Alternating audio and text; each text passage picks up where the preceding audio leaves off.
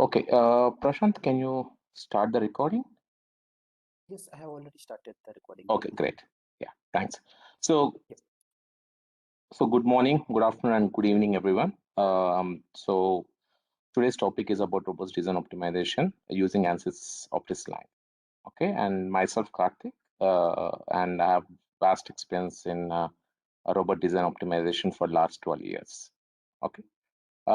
As my colleague has given a brief introduction, this is just about CADFEM. Our parent company is in Germany. We have 35 years of experience in simulation world, and we are situated, around the globe in many countries.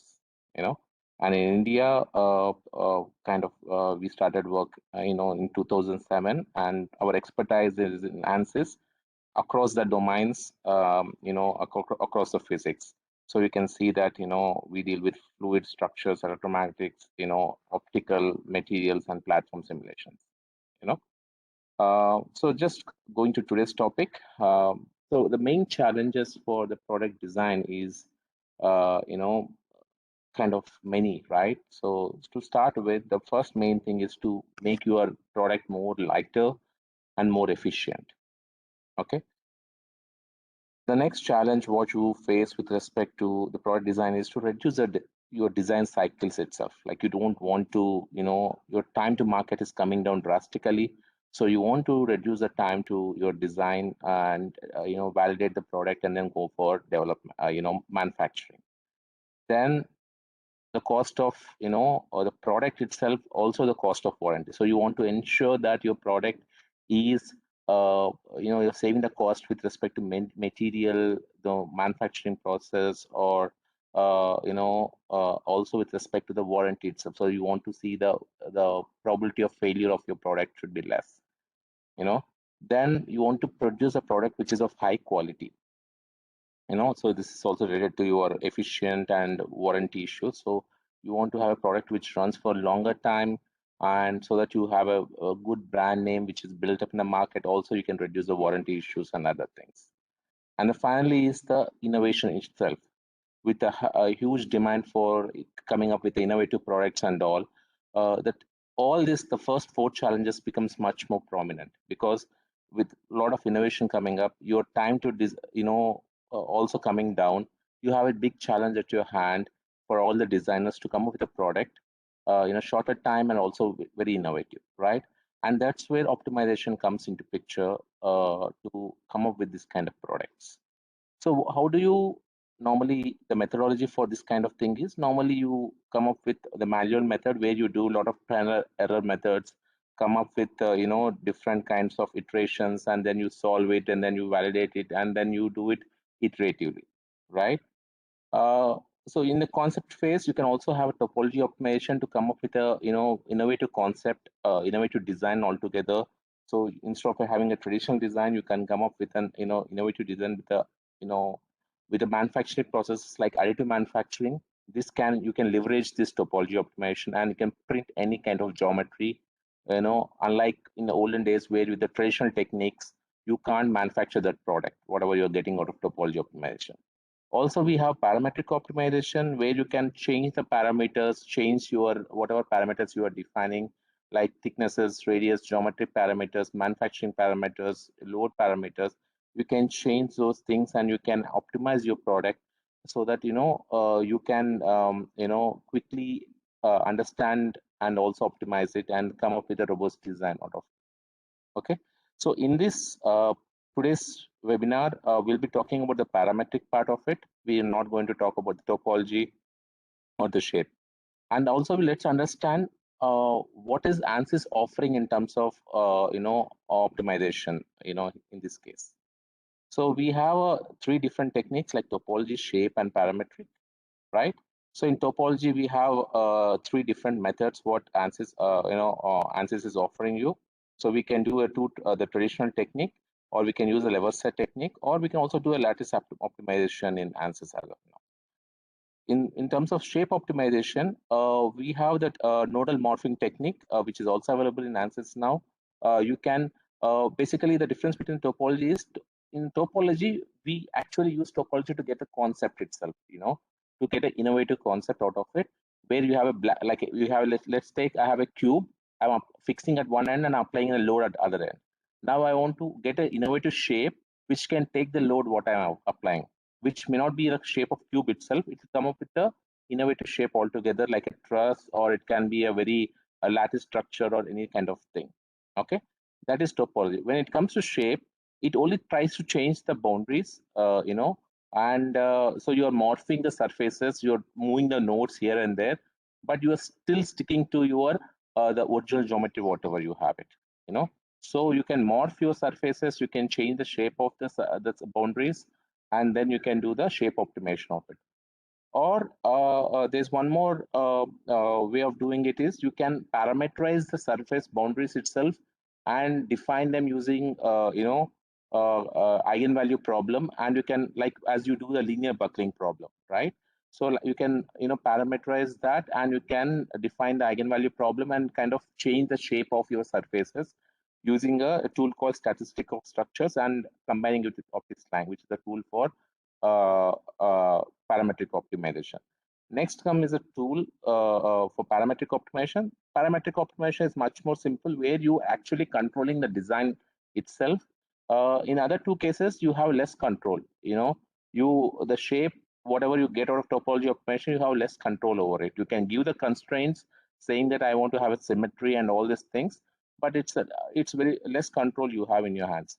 Whereas parametric optimization, you can actually tell the variation of your thicknesses, variation of your geometric parameters, variation of your parameters of loads, material and other things.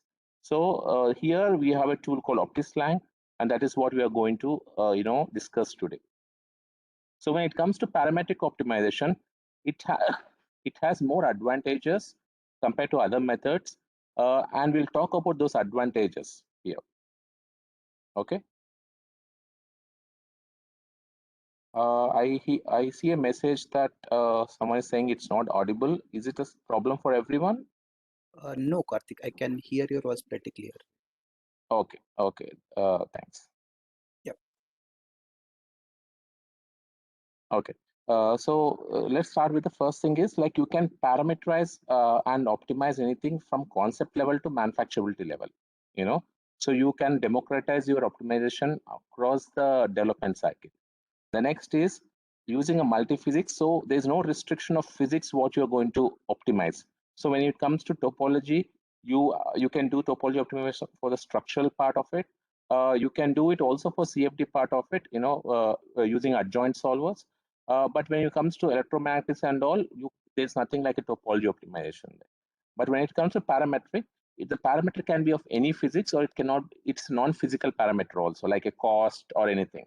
So so you can do a multi-physics optimization. Also, you can do a multi-objective optimization, because nowadays the products are becoming multi-physics. So you have all the physics like structure, CFD, and electromagnetics. Let's take a car. Previously, it was a pure mechanical component. Now you have every physics in it. You have electro components. You have CFD to have aerodynamics effect. You have structural to have structural integrity. So when you're optimizing it, maybe you want to try to do a multidisciplinary optimization or multi-physics optimization over the product. So you can do that kind of stuff also. So there's no, when you talk about topology or when you talk about adjoint solvers, there's a limitation of CAE solvers. You can use a particular CAE solver, and you can't combine two solvers and do it. So when it comes to parametric optimization, there's no limit of a CAE solvers. You can use any kind of CAE solvers, combination of many CAE solvers, like you can use structures, CFD combined, and then you can solve the problem. So you have no limitation of that sort. Other good part is you can calibrate your model. The main problem what a lot of FEA users face is to calibrate the model with respect to test data.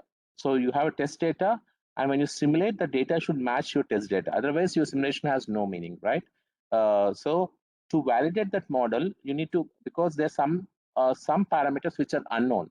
So you need to fine tune that so that you match with your test data. So this kind of calibration also can be done to fine tune these parameters which are unknown, which you won't get it by any supplier or testing or anything. So you can fine tune that using an optimization techniques, the calibration techniques, and then you can go ahead with it, the model which is validated. Then you can do a process integration, so you can integrate different tools and set up the whole workflow. Like you can automate the whole workflow, and so that you can use this workflow again and again. So you can reduce a lot of time in terms of pre-processing, processing, and reporting. So we'll talk extensively on this front later on. Then we can also do a Six Sigma designs, or we can do a check the robustness of your product. So when you talk about Six Sigma designs, you're talking about the design itself, not in the process. So what we are doing is we'll check the probability of failure of your design due to the different tolerances in your manufacturing process, material tolerances, your design tolerances, like geometry, like thicknesses can have a tolerance. All these tolerances, we want to check how this design is going to perform and what's the probability of failure. So is it 1 in a million or a 10 in a million or 1 in 1,000? So you can quantify that. You can check whether your product is Six Sigma. Not all industries need a Six Sigma design because it's very expensive. Maybe industries where it is very critical, the cost of failure is very high, like aerospace, all health sector industries, where the cost of failure is very high. So in those industries, Six Sigma designs becomes very important. Then we can also have exposure to PLM. You can combine your, using OptiSlang to your PLM tool to, manage your files and everything. And then you can also convert the statistics, whatever the design of experiments, whatever you're doing, or sensitivity, whatever you're doing on your design, that can be converted to a reduced order models, or you can also convert that into FMUs, which is basically used for system level simulations later on.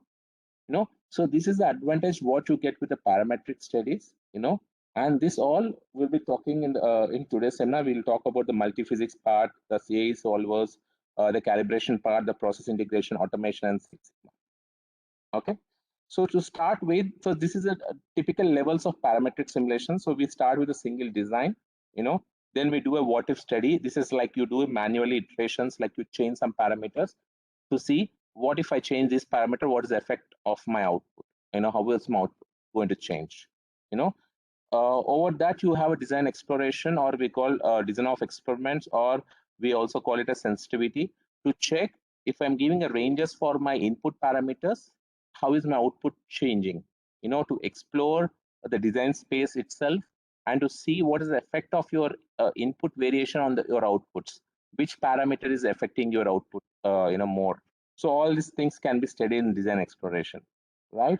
So the problem with the what if scenario is, like, it's a good technique, people have been using it for many years. The problem is you only try to change, you don't know the whole design space, you don't know where is the most optimum design. So you'll try to just change a few values here and there to check which is the best design out of the things what you are doing, right? So you may not hit the actual optimized design. So you may not know, whether I'm able to reach my full potential or I'm not able to reach my potential. Okay. So you need to have more scientific and automatic way of determining this, what is efficient design in your process. So that's where the tool really helps you. Okay.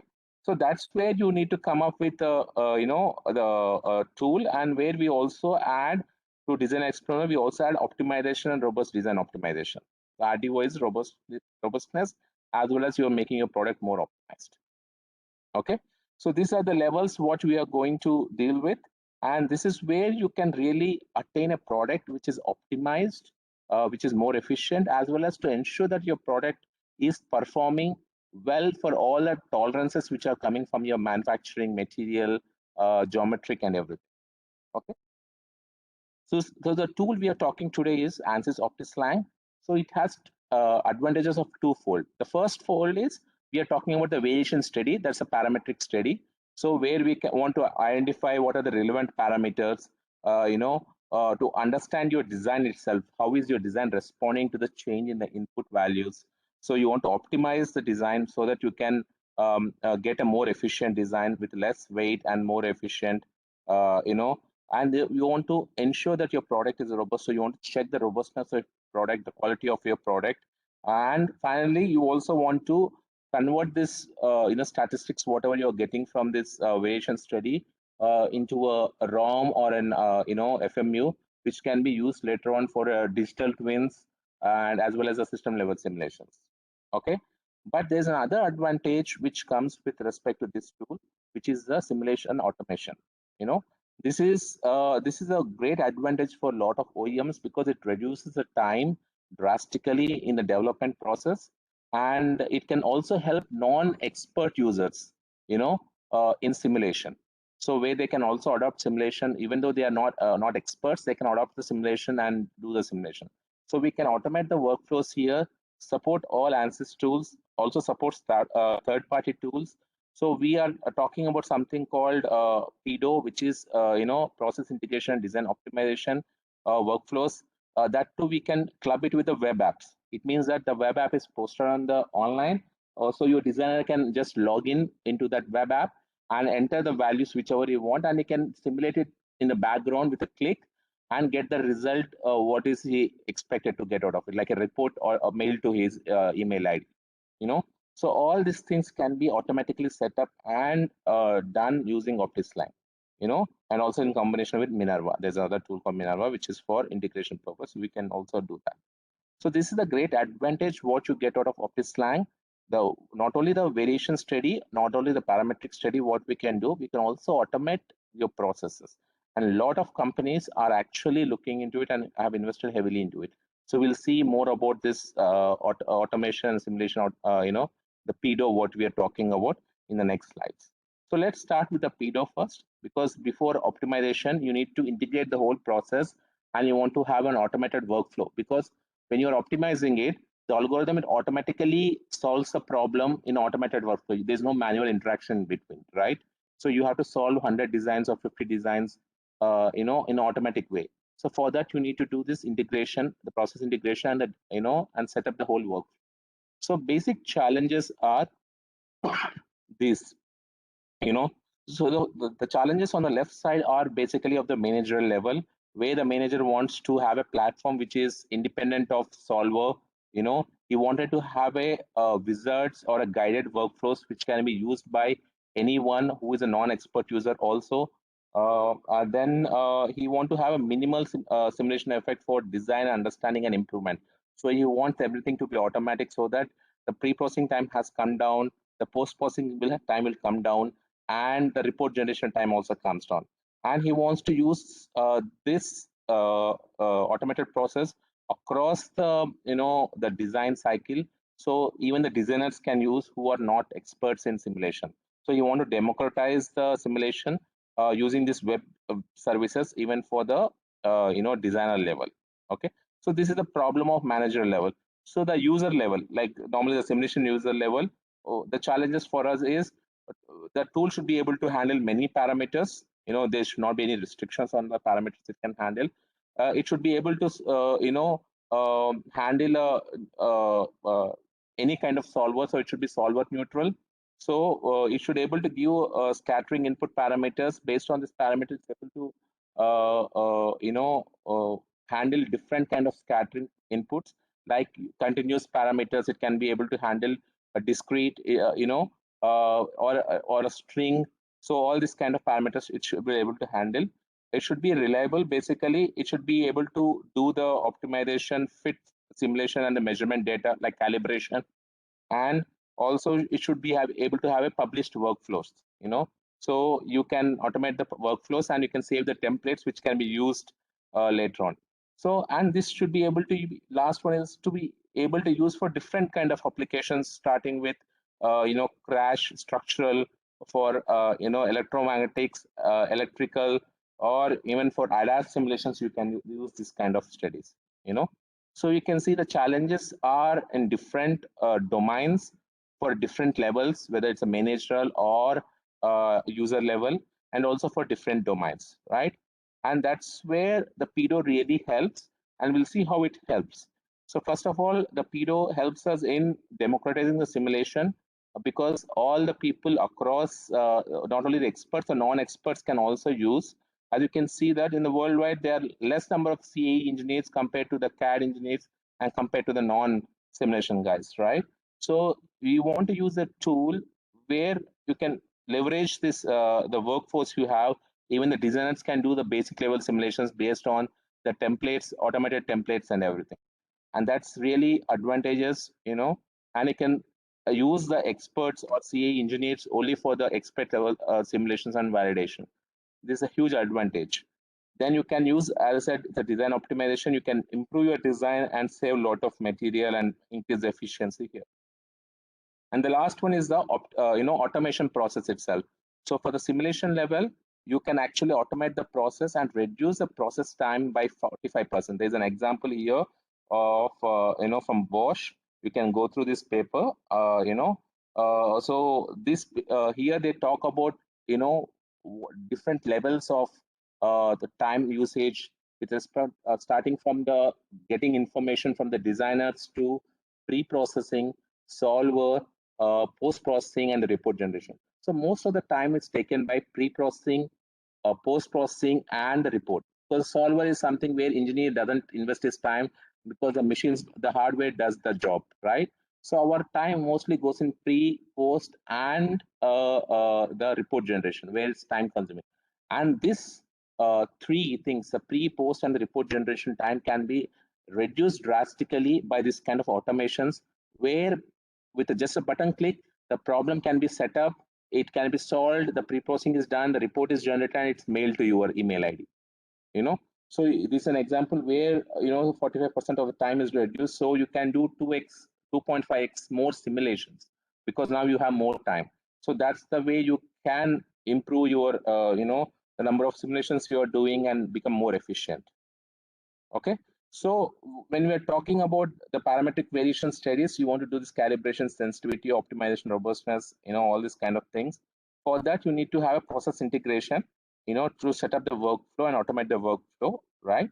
So in this case, OptiSlang, you can actually integrate many tools into it, using we have a lot of interfaces with a lot of tools like Abacus. It's a tool of ANSYS, so we have a direct plugin with ANSYS inside the workbench, outside the workbench. Integrate the tools with like Excel, your MATLAB, MyDemo, LS-DYNA. So there are a lot of integration with a lot of tools which are already available, and you can actually set up the process. As you can see in the next slide, here you can clearly see that we are using Excel in this example. Then we are actually generating the geometry in CATIA, then meshing, and sending the mesh file to the workbench where you're solving it. The result is coming out of workbench. The response surface is generated, which is called MOP, and then result is sent to a MATLAB. And the same way here, we have input deck. There's a Python scripting, and some we are solving on the HPCs, and we are extracting results, send it to MATLAB. Then report is generated and mail is sent. So this kind of process can be automated, and you can really make your whole process more efficient, so that a lot of simulations can be done in a shorter amount of time. Okay, so this is one example. This is a bit more advanced compared to this one, where people can actually set up use these integrations, set up the workflow, and set the parameter ranges, what are the ranges, and actually solve the problem, and get the report out of it. But to this, we can also develop an app integrated with an web-based user interface. So when you give this kind of web-based user interface to a designer, he can just input these values. So what's the radius, height, length, plate width, and all automatically, and what's the load he can define, and just run the OptiSlang. He can automatically estimate the cost of the project, what is the stress coming out of it, and everything. So this is very efficient. You can reduce a lot of scripting, a lot of consulting work. You can increase the efficiency, scalability, and ROI to the customer. So this is the great advantage of combining OptiSlang with Minerva. And you can put it on the cloud, and you can actually democratize the simulations across a lot of designers, where they can quickly do simulations and get the result. They need not know what is happening in the background. The whole template is set up, and they can simply enter the values and get the result out of it. Okay, so this is one of the example from a pet board manufacturer. So this was done for one of the customer in Japan by ANSYS. You can clearly see that they have completely automated the process, starting with the structural simulation to CFD simulation. The result from structures is going to CFD, and based on the CFD, they are doing a polyflow, the manufacturing process simulation of the PEP bottle itself. Here we are doing a strength analysis of PEP bottle first. If the strength is validated and you see the design is good, then we have to going for manufacturing process, the blow molding, the blow molding process here. So using a tool called polyflow, we can actually simulate the manufacturing process and then calculate what is the reduction of in the cost from the material saving in a structural analysis to the manufacturing process savings and the amount of electricity and everything, and then you can come out with the cost reduction out of it. Okay, so this kind of whole workflow can be set up for one single bottle, and then this can be used for several bottles again and again, for different variations, for different sizes. The whole process is automated, and this is the great advantage what they have got. You can see the reduction in the because of optimization and all, you can see the reduction in the cost based on material, and then also in the manufacturing cost, the electricity, how much they have reduced. So that also can be calculated, and you can see here. Okay, so that is a way you can reduce the cost by automating or making the whole process, and you can democratize it across the departments where people can use it for basic simulations to advanced simulations.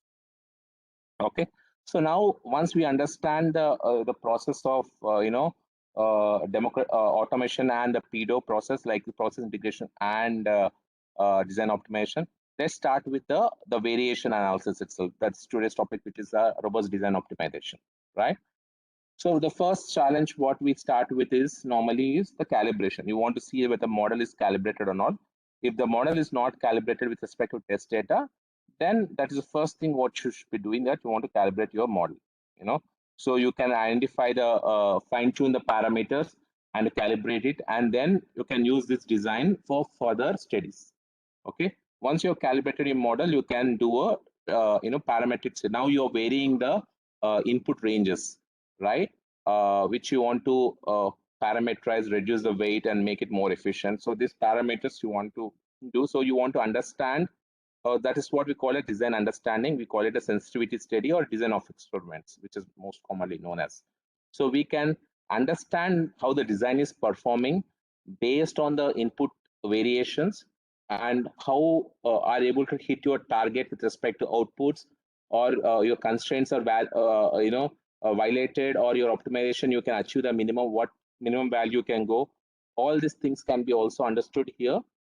The main understanding why we recommend you to do always sensitivity analysis before optimization is you can get a much more better understanding of your design space itself. Because let's say you start with 30 input parameters which you want to modify, right? Doesn't matter if you want to go for 100, 200 also you can go.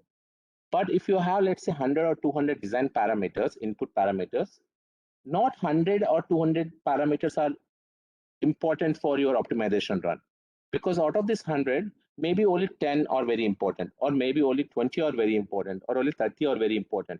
So this sensitivity analysis will actually tell you, out of this 200 or 100 design parameters you have chosen, which are very important and which are actually causing change in your output.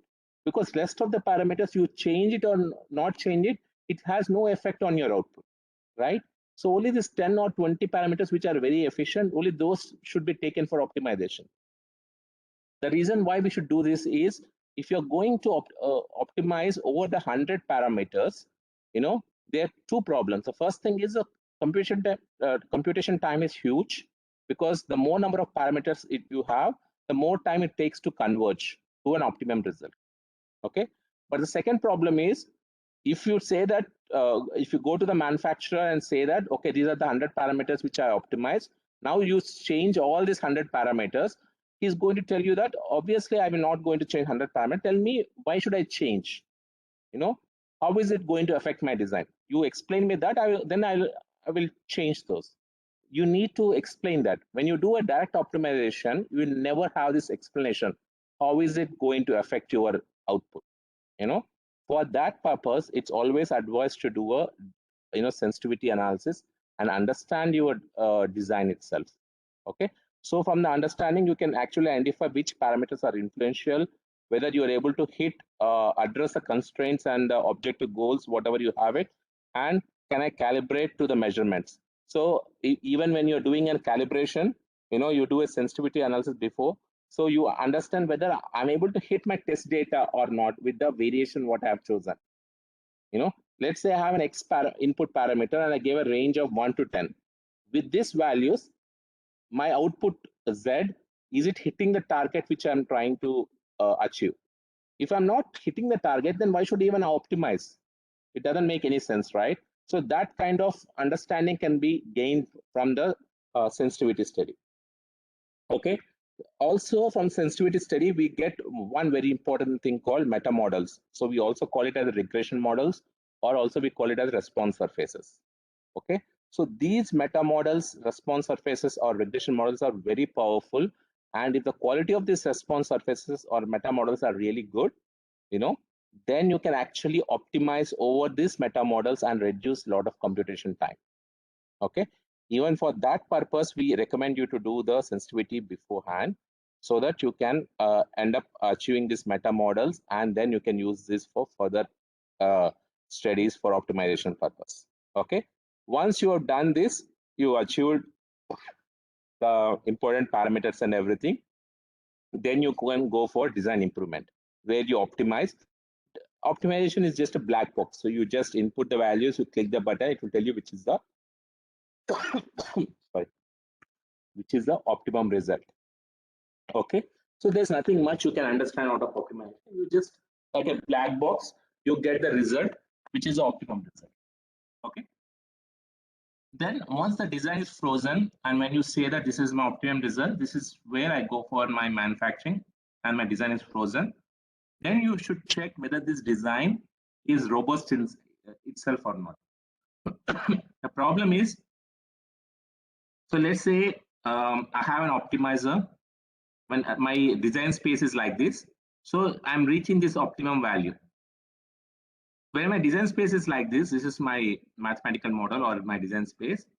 With a slight change in a value, because of the tolerances, my result can go here or here. The result is very different from my optimum result. So this is not robust. The variation in my output is huge because of the tolerances, and this obviously, right, when I'm doing my manufacturing, and if I manufacture 100 products, maybe only few products can work in this range, and most of the products will go into this range, which is not good. So you need to have a design space which is more flatter. So having an optimum result somewhere on this surface is better because there's a less change because of tolerance in your design space. Okay, to check that, you need to do a robustness study, and in this you can clearly see what is the variation of my outputs because of all my tolerances and everything. Okay, and you can automate this loop. So you can do an automation combining robustness and optimization, and you can run a robust design optimization automatically. Also, we can check the reliability part of it. Reliability, when we talk about Six Sigma, we can also do that, because we can't use a Six Sigma with a traditional approach of Latent Hypercube or Monte Carlo techniques. You need to have other approaches. So you can also check the probability of failure using a different techniques in OptiSLab. Okay, and once your design is robust, then you can go for approve the design and say that now you can go for manufacturing. Okay, if the design is not robust, again you go back to optimization, pull the limits down, change the design, and then come back to the robust design optimization, so that you have bigger tolerances when you are coming to robustness. Otherwise, if you are avoiding this part completely, what people are going to do is they are going to have a safety margins. Every industry normally internally they have a safety margins. They say that, okay, if my limit is 100, I will try to optimize, make sure that my stress value is only 70 or 60, so that 30 megapascal whatever I have is a safety margin. But you never know, because of these tolerances, whether the safety margin is too big or too small, right? So to quantify that, you need to do a robust design optimization. That's what it quantifies what should be the safety margin. And with this iterative process or automated process, you can actually achieve a design which is robust and also optimized. Okay. So let's go to individual topic first. As I said, starting with the model calibration, which is very important to calibrate your model. So normally you have this kind of responses which are dynamic in nature or the curves. So you can do a curve fitting very well in OptiSlang. So you can have an output parameter which is also a curve. Instead of a scalar value, you can also deal with a vector or a XY plots. Okay. So you can fit these curves and identify which set of input parameters fine tuning is going to give you this curve. Okay, so this is very important for a lot of models where you never get a parameters. Like let's say, for example, there are some material models where they're theoretically developed. So there are some constants in theoretically which you won't get it from any uh, test data or anything. So what we are going to do is we need to do an optimization to fit the curve to the test data, the material test data curve, and these parameters, these constants are fine-tuned. That's one good example where everyone comes across. Like when you deal with the hyperelastic materials, you have these Mooney-Ribling constants or Neohook constants that you can automatically do. You don't need a tool like OptiSlang for that. But for more complex material models like Gurson, Gizmo, to calculate the failure of your metals, So for this ones, you need to, do an optimization to the material calibration here.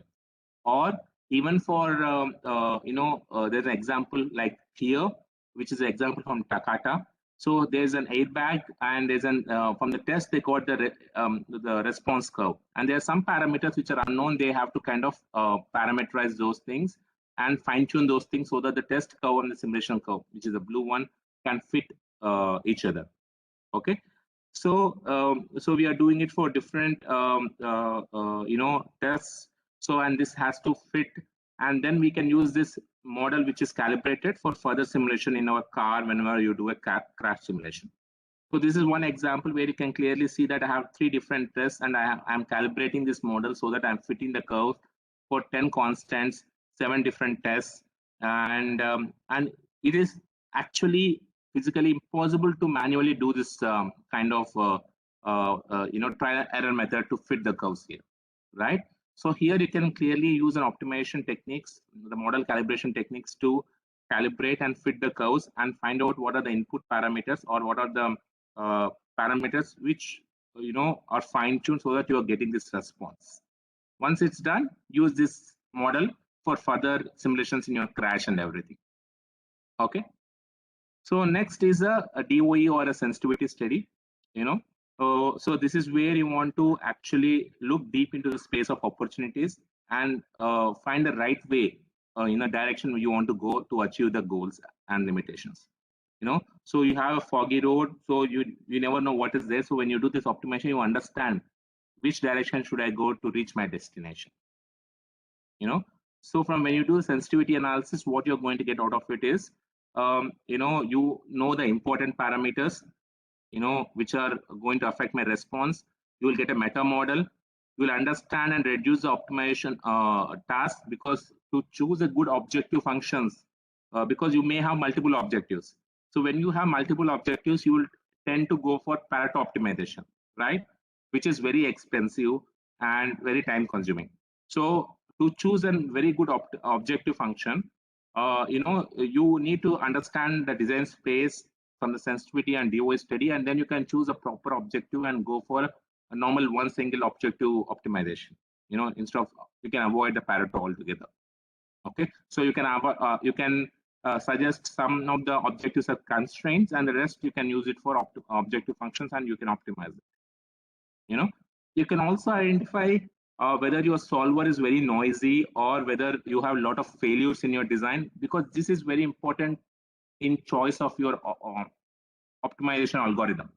Because if you have more failures, some of the algorithms will never work.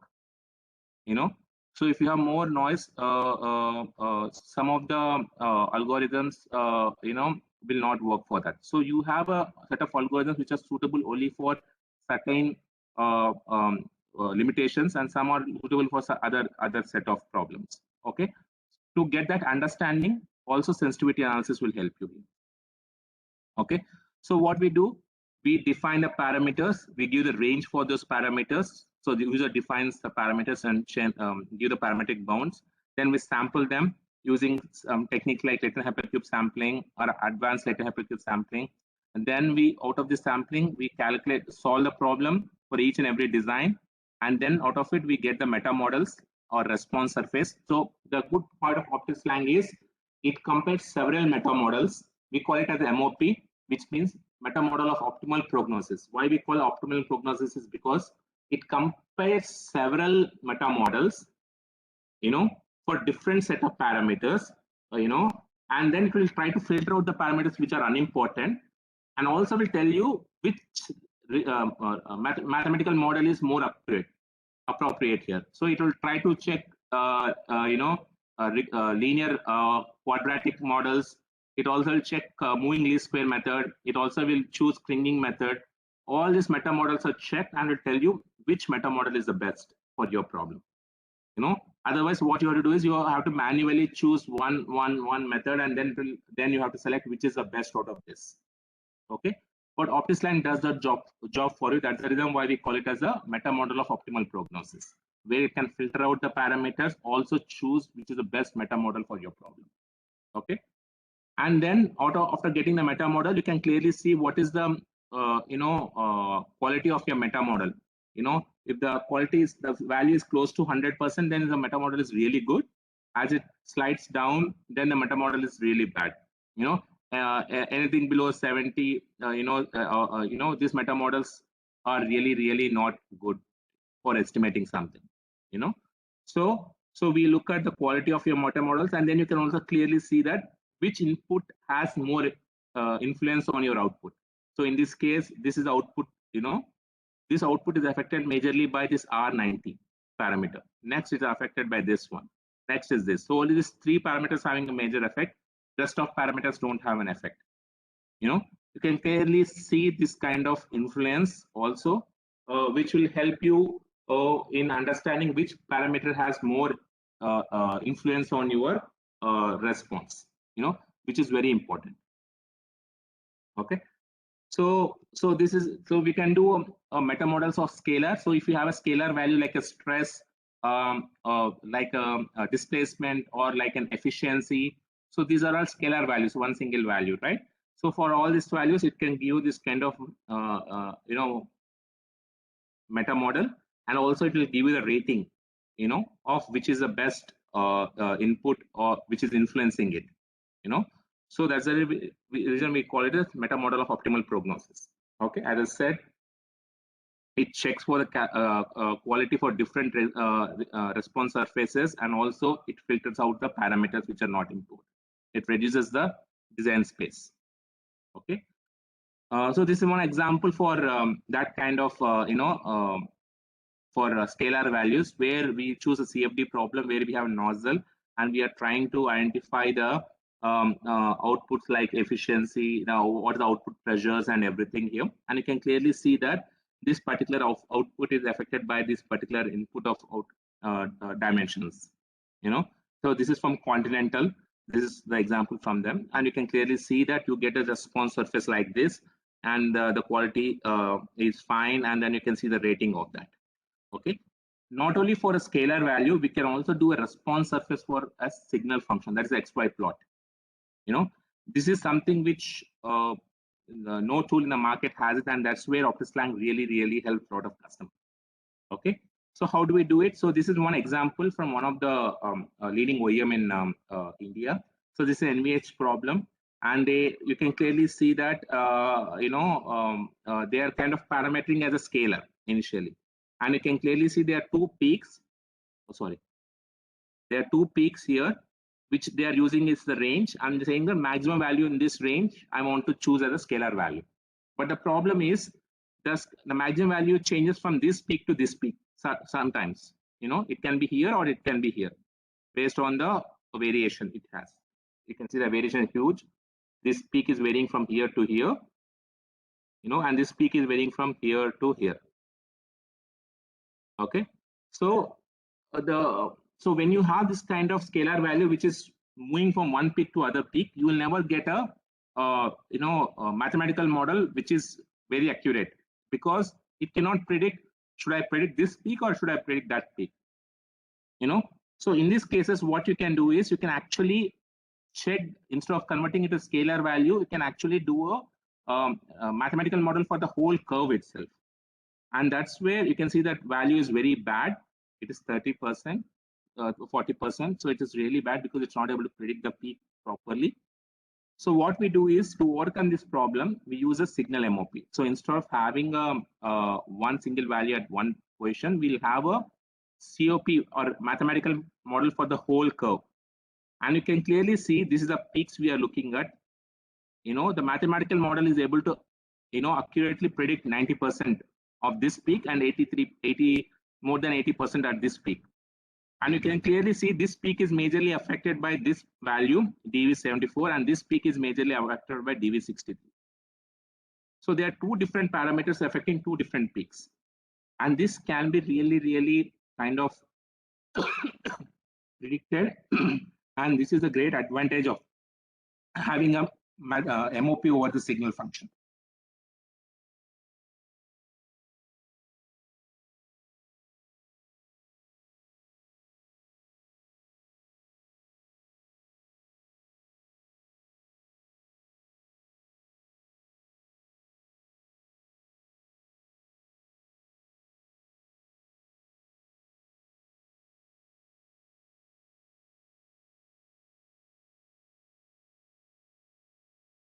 Hi Karthik, sorry to interrupt. I guess we lost your connection. Oh, sorry. Can you hear now? Yes, now we could hear. Yeah. So what I meant here, I think you lost the connection here, right? So what I meant is, instead of using a scalar value, it's better to go for a signal MOP. You can get an accurate result because you can see this peak is affected by this parameter and this peak is affected by this parameter. Okay. Okay. Also, the other important thing is, when you use the MOP, you can actually, connect this to an Excel sheet. You can give this MOP to the designer, and the designer actually can input any random input values for, let's say this is my my design, and my inputs are x1, x2, x3, x4, x5, and this is my output value, some efficiency value, let's say, or some stress. He can actually, and it will tell you what's the upper bound and lower bound, because your mathematical models are generated based on this upper bound and lower bound only. Then your designer can actually input any value in between this range randomly, and then it can automatically calculate what is the stress or what is the efficiency of your model for this particular values of x1, x2, x3, x4, x5. This is a great advantage because here you're not solving anything in the background. You're not using any CAE solver, or you're not using any let's say CFD solver or electromagnetic solver, which are very time consuming. So in few seconds, it can actually predict what can be the value of your pressure drop, or let's say stress, or efficiency, or the losses from your motor. All this can be predicted very easily. So this is because this is based on the mathematical model which you have generated from the sensitivity study. Okay, so if this value of your mathematical model, which talks about accuracy of your mathematical model, is very high, then this result whatever you're getting out of it are really accurate, and you can depend on that. Even if it's not, it gives you a very good idea about what can be my efficiency, what can be my let's say stress and all, very quickly, right? So this is what a designer needs, to quickly get a feel of, okay, if I'm changing my design here, what is the effect? If I'm changing my design here, what is my effect? Okay. The only limitation is you can't go out of this upper bound and lower bound, because your meta model only is constrained to these bounds. So you can't go and give 4 as a value and estimate it, because you never give that value to the optimizer to generate the meta model based on that upper bound. Okay, so that's the limitation. So you should be in the limitations, and you can give any value and identify this. So this is a great help for a lot of designers, and I have seen customers like Man and Hummel and all, they were giving this file to the designers, and they were actually predicting what can be the pressure drop and other things from that. Okay. So next is the design improvement, which is optimization part of it. This is just a black box. There's nothing much, in terms of what you can understand out of this simulation and all. So only thing is whether you want to go for a single objective optimization or a multi-objective optimization. So when you go for multi-objective optimization, you go for Pareto. You end up with a Pareto, which is very time-consuming. And once you'll get a Pareto frontier like this, where you have to choose which design is good for you. So this is objective 1, this is objective 2, and this design is very good for objective 1, and this is very bad for objective 2. Let's say I want to minimize the problem, and this design is very good for objective 2, and this is very bad for objective 1 because this value is very high for this. So you, based on your internal criteria, what you want to trade off, you can use this, so you can solve this Pareto optimization and do it. Otherwise, you can go for single objective optimization, and we have several algorithms like adaptive response surface, evolutionary and gradient, genetic algorithms, gradient-based techniques like NLPQL. Then we have particle swarm techniques. So we have simplex methods. So we have several algorithms which can be used for several different problems, and you can use that.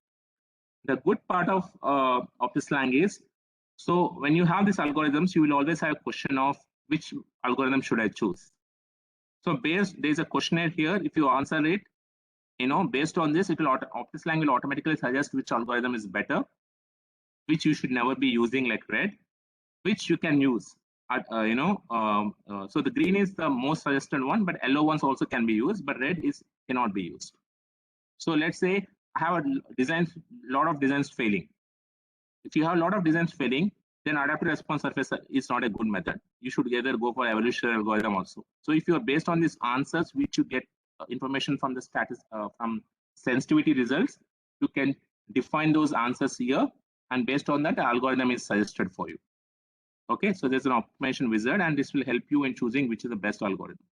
So if you're doing an optimization on the response surface, there's a pre-optimized, already, then it will suggest you to go for gradient based. Okay. So this is an example for optimization where we are doing it a micro transformer here. So the goal for here is to make sure that I'm reducing this is my objective. I want to reduce my resistance, ohmic resistance. The constraints are the coupling factor should be greater than 0.8 or equal to 0.8. The inductance should be between 20 to 30, and the capacitance should be 5. So this is the initial result, initial design what they had. These are the dimensions, and this is the optimized design. And you can see it is satisfying all the constraints, and it has it has minimized the ohmic resistance to 9 ohms. Okay. So you can see that I've shown an example from structures, I have shown an example from CFD, I've shown an example from electromagnetics. So there's no limitation of physics here. Even for non-physical things like cost estimation, just a pure Excel sheet, those things also can be used with Optislang to do the simulation. Then comes the robustness. So robustness is all about what is the effect of your tolerances. So I have a tolerance of my inputs. Say that my input is, let's say I have thickness of a plate of 1 mm, which I want to manufacture. You cannot manufacture a product which is 1 mm thick.